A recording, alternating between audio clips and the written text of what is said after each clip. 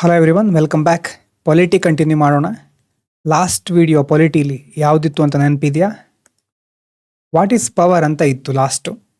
Power ಅಂದರೆ ಏನು ನೆನಪಾಗ್ತಾ ಇದೆಯಾ? ಪವರ್ ಅನ್ನೋ ಕಾನ್ಸೆಪ್ಟು ನೆನಪಾಗ್ತಾ ಇಲ್ಲ, ಏನೂ ಕಣ್ಮುಂದೆ ಏನೂ ಬರ್ತಾನೆ ಇಲ್ಲ ಅಂತಂದರೆ ಒಂದು ಸಾರಿ ಹೋಗಿ ವಿಡಿಯೋ ಕೆಳಗಡೆ ಲಾಸ್ಟ್ ಪವರ್ ಅಂದರೆ ಏನು ಅನ್ನೋ ವಿಡಿಯೋ ಕೆಳಗಡೆ PDF ಇದೆ, ಅದನ್ನು ಓದ್ಕೊಂಡು ಮತ್ತೆ ಇಲ್ಲಿ ಬನ್ನಿ. ಇವತ್ತು ಎಕ್ಸ್ಟೆಂಡ್ ಮಾಡ್ತಾ ಇದ್ದೀವಿ ಟಾಪಿಕನ್ನು. ಪವರ್ ಮತ್ತು ಅಥಾರಿಟಿ, ಇದು ಎರಡರ ನಡುವೆ ಏನು ಡಿಫ್ರೆನ್ಸು ಅಥವಾ ಏನು ಹೋಲಿಕೆಗಳಿದೆಯಾ, ವ್ಯತ್ಯಾಸ ಇದೆಯಾ, ಏನಿದೆ ಅಂತ ಇಲ್ಲಿ ನಾವು ತಿಳ್ಕೊಳ್ತಾ ಇದ್ದೇವೆ. ನೀವು ದೆಹಲಿಗೆ ಹೋಗಿದ್ದೀರಿ ಅಂತ ಕಲ್ಪನೆ ಮಾಡ್ಕೊಳ್ಳಿ.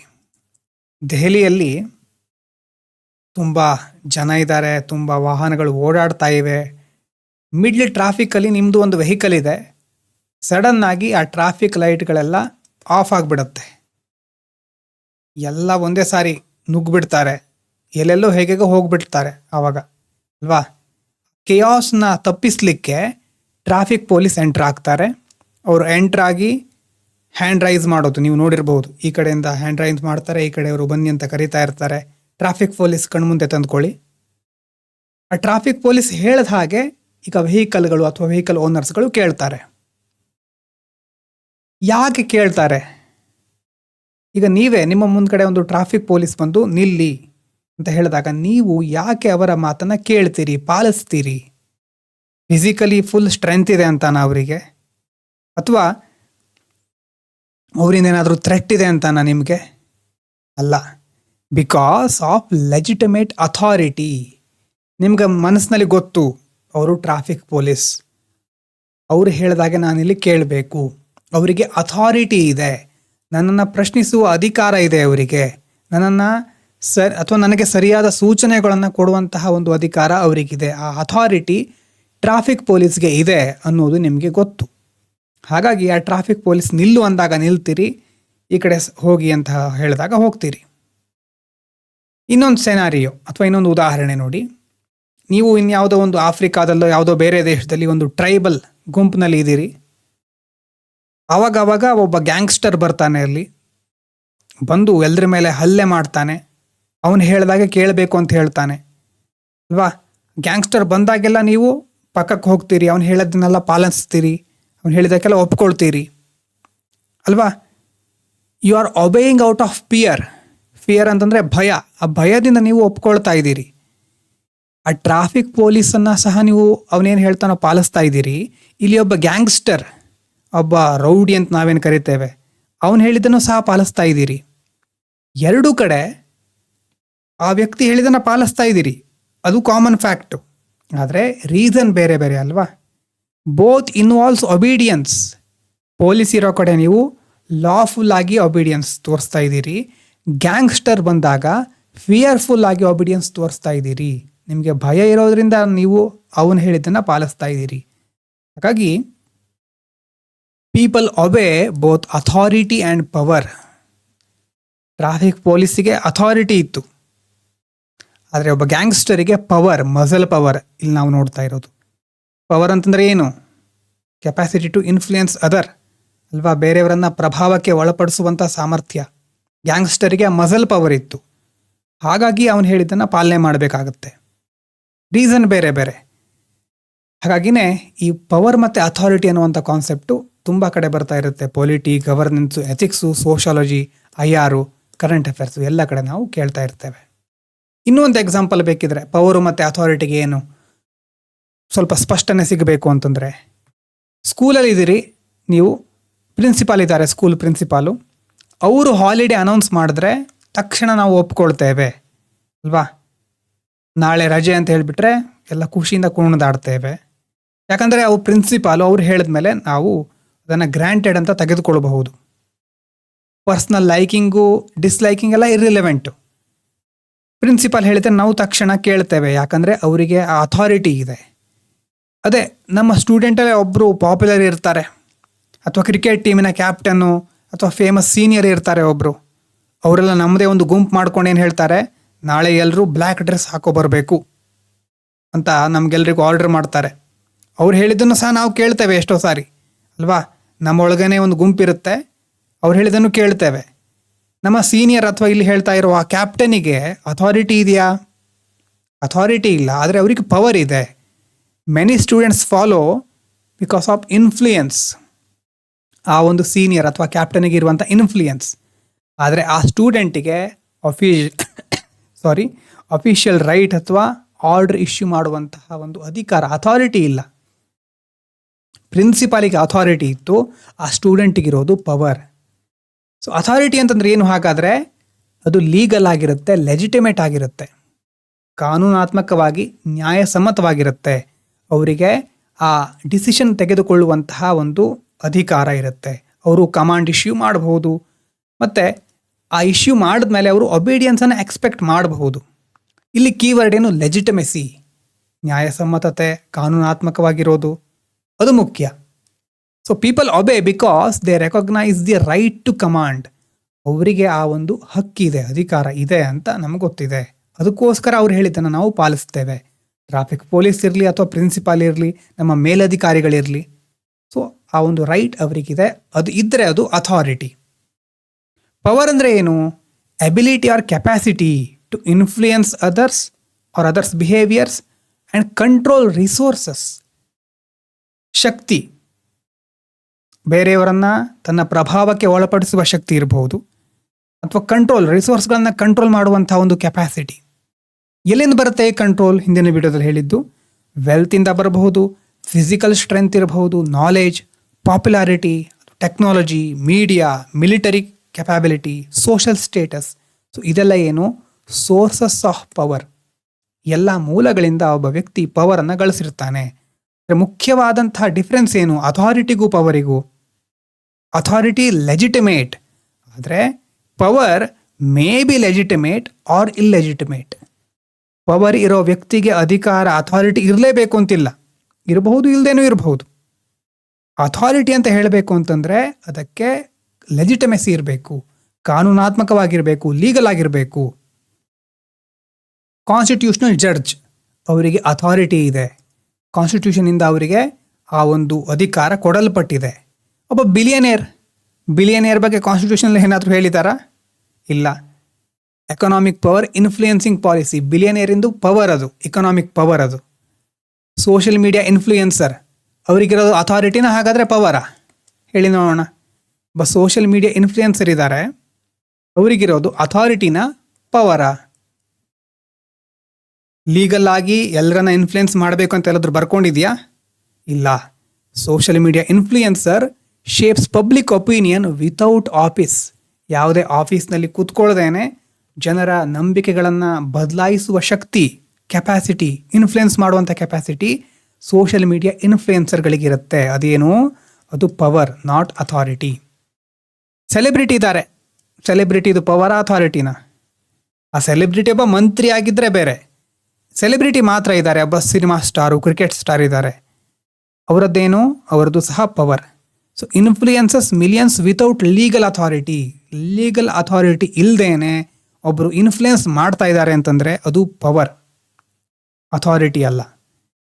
ಅವರಿಗೆ ಬೇರೆ ಒಂದು ಲೀಗಲ್ ಆಗಿ ರೈಟ್ಸ್ ಇದೆ ಅಂತಂದರೆ ಅವಾಗ ಅದು ಅಥಾರಿಟಿನೂ ಹೌದು, ಪವರು ಹೌದು. ಪವರಿಗೆ ಅಥಾರಿಟಿ ಅಥವಾ ಲೆಜಿಟಿಮೆಸಿ ಬೇಕು ಅಂತಿಲ್ಲ. ಅಥಾರಿಟಿ ಅಂತ ಹೇಳಬೇಕು ಅಂತಂದರೆ ಅದಕ್ಕೆ ಲೀಗ್ಯಾಲಿಟಿ ಬೇಕು, ಲೆಜಿಟಿಮೆಸಿ ಬೇಕು. So power exist where ever influence exist.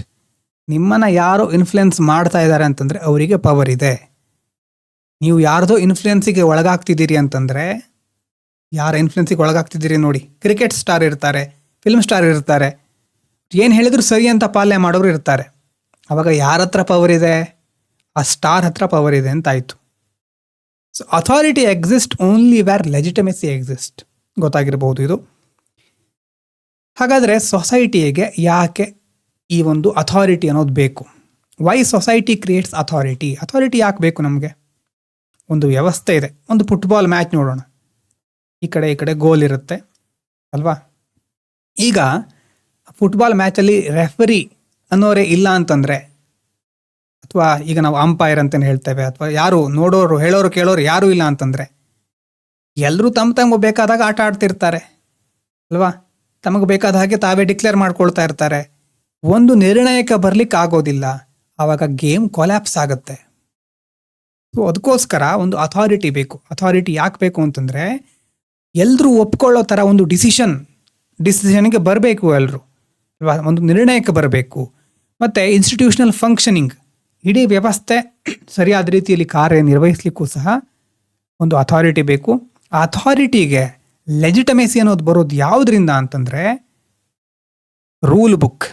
ಒಂದು ರೂಲ್ ಬುಕ್. ನಾವು ನಮ್ಮ ದೇಶವನ್ನು ಕನ್ಸಿಡರ್ ಮಾಡಿದರೆ ನಮಗೆ ಬೇಸಿಕ್ ಮದರ್ ಆಫ್ ಆಲ್ ಲಾ ಯಾವುದು?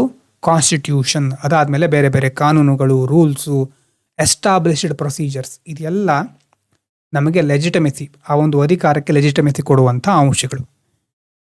ಸೊ ನಮ್ಮ ದೇಶದಲ್ಲಿ ಅಲ್ಟಿಮೇಟ್ ಸೋರ್ಸ್ ಆಫ್ ಅಥಾರಿಟಿ ಏನು? ಯಾವುದು? Constitution. So constitution gives authority. ಯಾರ್ಯಾರಿಗೆ ಏನೇನು ಅಥಾರಿಟಿ ಕೊಟ್ಟಿದೆ? ಸಂವಿಧಾನ ಪಾರ್ಲಿಮೆಂಟಿಗೆ ನೀವು ಕಾನೂನುಗಳನ್ನು ಮಾಡಬಹುದು ಅಂತ ಅಥಾರಿಟಿ ಕೊಡ್ತಾ ಇದೆ. ಕೋರ್ಟ್ಗಳಿಗೆ ಅಥವಾ ಜುಡಿಷಿಯರಿಗೆ ಏನು ಅಥಾರಿಟಿ ಕೊಡ್ತಾ ಇದೆ? ನೀವು ಲಾಗಳನ್ನು ಇಂಟರ್ಪ್ರೆಟ್ ಮಾಡಿ. ಎಕ್ಸಿಕ್ಯೂಟಿವ್ಸಿಗೆ ನೀವು ಲಾಗಳನ್ನು ಇಂಪ್ಲಿಮೆಂಟ್ ಮಾಡಿ ಅಂತ ಸಂವಿಧಾನ ಇಲ್ಲಿ ಇವರೆಲ್ಲರಿಗೂ ಅಥಾರಿಟಿಯನ್ನು ಕೊಟ್ಟಿರೋದು.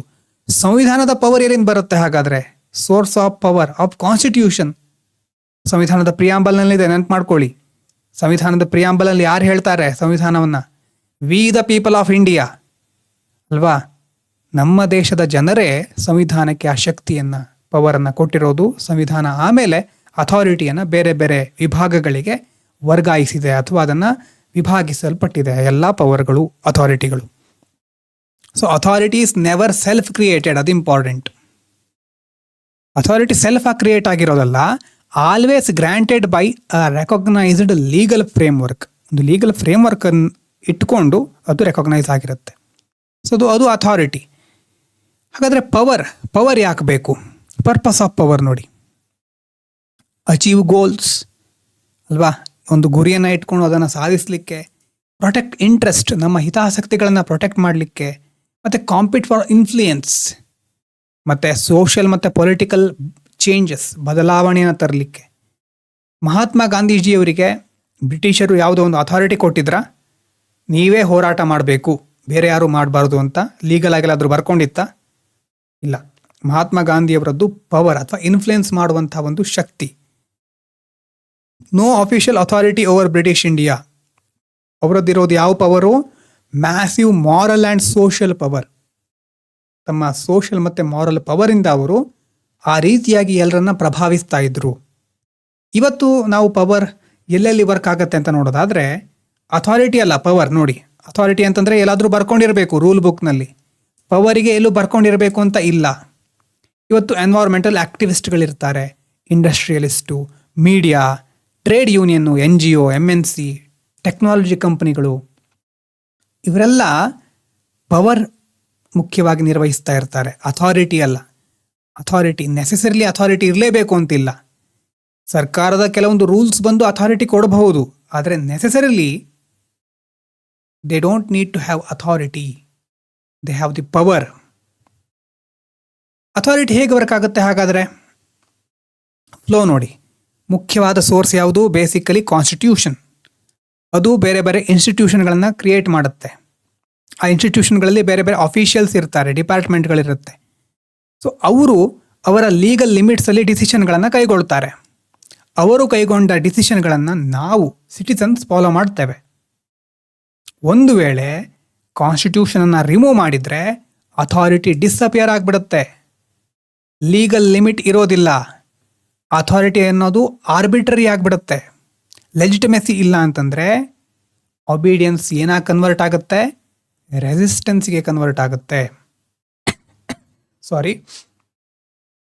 ಲೆಜಿಟಮೆಸಿ ಇಲ್ಲ ಅಂತಂದರೆ ರಿಮೂವ್ ಮಾಡಿದರೆ ನಾವು ಯಾರನ್ನ, ಈಗ ನೋಡಿ ಪೊಲೀಸ್ ಆಫೀಸರ್ ಅಥವಾ ನಾವಾಗ ಹೇಳಿದ್ವಿ ನೋಡಿ, ಯಾರು ಟ್ರಾಫಿಕ್ ಪೊಲೀಸ್, ಅವರು ಬಂದು ಹೀಗೆ ಕೈ ಮಾಡಿದಾಗ ನಾವು ನಿಲ್ತೇವೆ. ಅದು ಯಾವುದೋ ಒಬ್ಬ ವ್ಯಕ್ತಿ, ಟ್ರಾಫಿಕ್ ಪೊಲೀಸ್ ಅಲ್ಲದೆ ಇರೋರು, ಬೇರೆ ಯಾರೋ ಬಂದು ಸ್ಟಾಪ್ ಅಂತ ಹೇಳಿದಾಗ ನಾವು ನಿಲ್ಲಿಸ್ತೇವಾ? ಯಾಕೆ, ಏನು ಅಂತ ಕೇಳ್ತೇವೆ ಅಲ್ವಾ? ಇಲ್ಲಿ ಟ್ರಾಫಿಕ್ ಪೊಲೀಸ್ ಆ ಅಥಾರಿಟಿ ಇರಬೇಕಾದ್ರೆ ನಾವೇನು ಮಾಡ್ತೇವೆ? ಅವ್ರು ಹೇಳಿದನ್ನು ಕೇಳ್ತೇವೆ, ಒಬೀಡಿಯನ್ಸ್ ನಾವು ತೋರಿಸ್ತೇವೆ. ಅದೇ ಬೇರೆ ಯಾವುದೋ ವ್ಯಕ್ತಿ ಬಂದರೆ ನಾವೇನು ಮಾಡ್ತೇವೆ? ರೆಸಿಸ್ಟ್ ಮಾಡ್ತೇವೆ. ನಮ್ಮನ್ನು ತಡೀಲಿಕ್ಕೆ ನೀವ್ಯಾರು ಅಂತ ಕೇಳ್ತೇವೆ. ಸೊ ನಾವು ಪ್ರಶ್ನಿಸ್ತೇವೆ. ಸೊ ಒಬೀಡಿಯನ್ಸ್, ಅಥಾರಿಟಿ, ಲೆಜಿಟಮೆಸಿ ಇದ್ದರೆ ಮಾತ್ರ ವರ್ಕ್ ಆಗುತ್ತೆ. ಇಲ್ಲದೆ ಅದರದ್ದು ರೆಸಿಸ್ಟೆನ್ಸ್ ಆಗಿ ಕನ್ವರ್ಟ್ ಆಗುತ್ತೆ. ಸೊ ಈ ರೀತಿ ಅಥಾರಿಟಿ ವರ್ಕ್ ಆದರೆ ಪವರ್ ಹೇಗೆ ವರ್ಕ್ ಆಗುತ್ತೆ?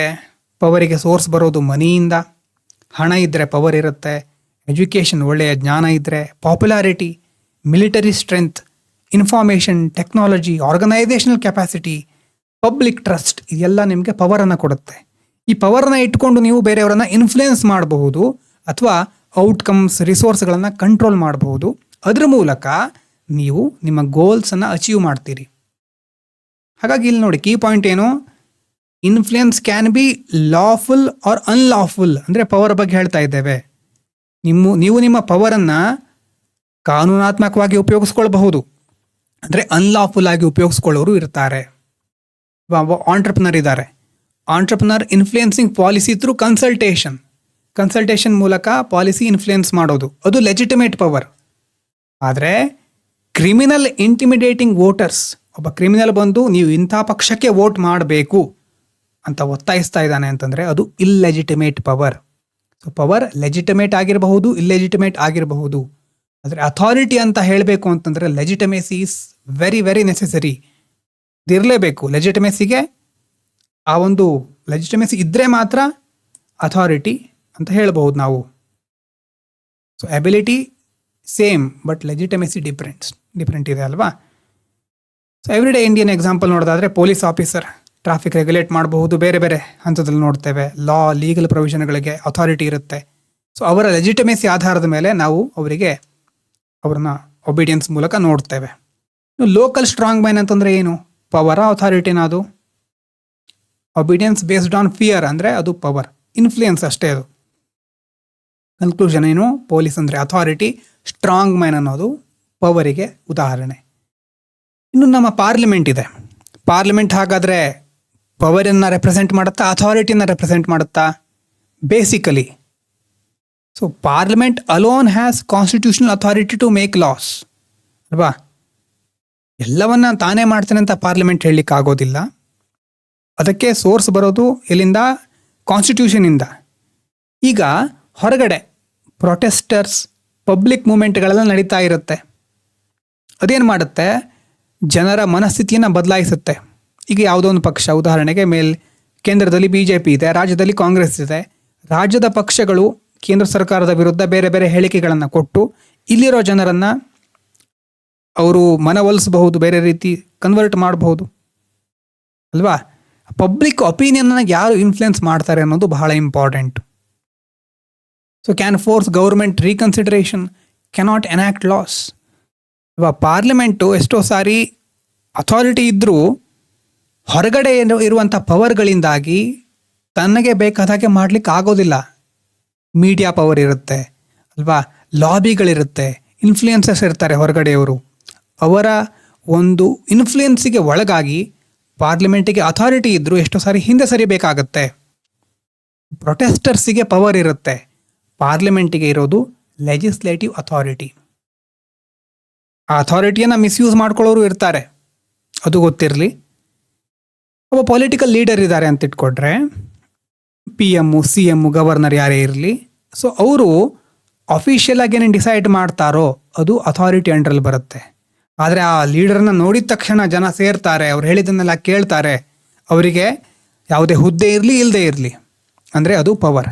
ಅವರಿಗೆ ಮಾಸ್ ಸಪೋರ್ಟ್ ಇದೆ ಅಂತಂದರೆ ಅದು ಪವರ್. ಡಿಸಿಷನ್ನ ಕೈಗೊಳ್ಳೋದು ಅಥಾರಿಟಿ ಅಂಡರಲ್ಲಿ, ಆದರೆ ಜನರನ್ನು ಸೆಳೆಯೋದು ತಮ್ಮ ಪವರ್ನ ಮೂಲಕ. ಅವರ ಮಾತಿರಬಹುದು ಅಥವಾ ಅವರ ಒಂದು ಚರಿಷ್ಮಾ ಅಂತ ಏನು ಹೇಳ್ತೇವೆ, ಪಾಪ್ಯುಲಾರಿಟಿ ಇರಬಹುದು, ಅದ್ರ ಮೂಲಕ ಅವರು ಜನರನ್ನು ಸೆಳೀತಾರೆ. ಸೊ ಪಾಪ್ಯುಲಾರಿಟಿ ಅಂತಾರೆ ಪವರ್, ಆಫೀಸನ್ನು ಯೂಸ್ ಮಾಡ್ತಿದ್ದಾರೆ ಅಂತಂದರೆ ಅದು authority. Sometimes both exist together, ಎರಡನ್ನೂ ಹೊಂದಿರಲಿಕ್ಕೆ ಸಾಧ್ಯ ಇದೆ, ಅವಕಾಶನೂ ಇದೆ.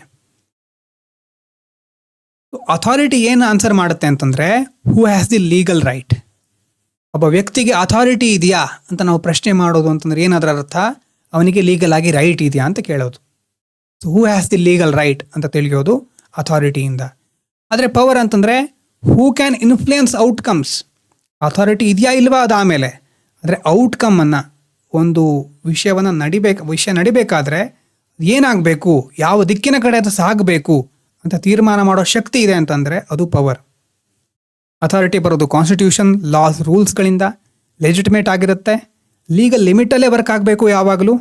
ಮತ್ತು ಅಕೌಂಟೆಬಿಲಿಟಿ ಇರಬೇಕು. ರೂಲ್ ಬುಕ್ ಏನಿದೆ ಅದರ ಪ್ರಕಾರನೇ ಇವರು ನಡ್ಕೋಬೇಕು. ಆದರೆ ಆವಾಗಲೇ ಹೇಳಿದಾಗೆ ಪವರ್ ಬೇರೆ ಬೇರೆ ಸೋರ್ಸಿಂದ ಬರುತ್ತೆ. Knowledge, wealth, strength, popularity. Legitimate ಆಗಿರಬಹುದು, ಇಲ್ಲೆಜಿಟಿಮೇಟ್ ಸಹ ಆಗಿರಬಹುದು. May respect or ignore legal limits. Legal ಲಿಮಿಟ್ಸ್ಗಳನ್ನು ರೆಸ್ಪೆಕ್ಟ್ ಮಾಡಬಹುದು, ಆದರೆ ಅದನ್ನು ಇಗ್ನೋರ್ ಸಹ ಮಾಡಬಹುದು ಪವರ್ ಇರೋರು. May escape accountability. ಎಲ್ಲ ಸಂದರ್ಭದಲ್ಲೂ ಹೊಣೆಗಾರಿಕೆ ನಿರ್ವಹಿಸೇ ಬಿಡ್ತಾರೆ ಅಂತಲ್ಲ, ಅದರಿಂದನೂ ಎಸ್ಕೇಪ್ ಆಗಿಬಿಡ್ಬಹುದು. ನೋಡಿ, excessive power without legitimate authority. ಅವಾಗೇನಾಗುತ್ತೆ, ಪವರ್ ಜಾಸ್ತಿ ಆಗಿಬಿಟ್ಟಿದೆ. ಒಬ್ಬ ವ್ಯಕ್ತಿ ಹತ್ರ ಎಲ್ಲ ಪವರ್ ಇದೆ, ವೆಲ್ತು, ಮಸಲ್ಲು, ನಾಲೆಜ್ ಎಲ್ಲ ಪವರ್ ಇರಬಹುದು. ಆವಾಗ ಆ ವ್ಯಕ್ತಿಗೆ ಅಥಾರಿಟಿ ಸಿಕ್ಬಿಟ್ರೆ, ಅಥವಾ ಅಥಾರಿಟಿ ನನಗೆ ಸಂಬಂಧನೇ ಇಲ್ಲ, ಯಾರು ಮಂತ್ರಿ ಇರಲಿ, ಯಾರು ಏನೇ ಇರಲಿ, ನನ್ನ ಹಣದಿಂದ ಅವರನ್ನು ನಾನು ಕೊಂಡ್ಕೊಳ್ತೇನೆ ಅನ್ನುವಷ್ಟು ಅವನಿಗೆ ಪವರ್ ಇದ್ದರೆ, ರೂಲ್ ಥ್ರೂ ಫಿಯರ್ ಅಲ್ವಾ, ಭಯ ಹುಟ್ಟಿಸಿ ಆ ಭಯದ ಮೂಲಕ ಜನರನ್ನು ಅವರು ರೂಲ್ ಮಾಡ್ತಾರೆ. ಅದರ ಅರ್ಥ ಏನು? ಜುಡಿಷಿಯರಿ ವೀಕ್ ಆಗಿದೆ, ಜುಡಿಷಿಯರಿ ಅದನ್ನು ನೋಡಿಕೊಂಡು ಸುಮ್ಮನೆ ಕೂತ್ಕೊಂಡಿರುತ್ತೆ. ಸೊ ಪೊಲಿಟಿಸೈಸ್ಡ್ ಪೊಲೀಸ್, ಇವರು ಹೇಳಿದಾಗೆ ಪೊಲೀಸರು ಕೇಳ್ತಾರೆ, ಮೀಡಿಯಾವನ್ನು ಕಂಟ್ರೋಲ್ ಮಾಡ್ತಾರೆ. ಆವಾಗ ಜನರಿಗೆ ವ್ಯವಸ್ಥೆ ಮೇಲೆ ನಂಬಿಕೆ ಇರೋದಿಲ್ಲ.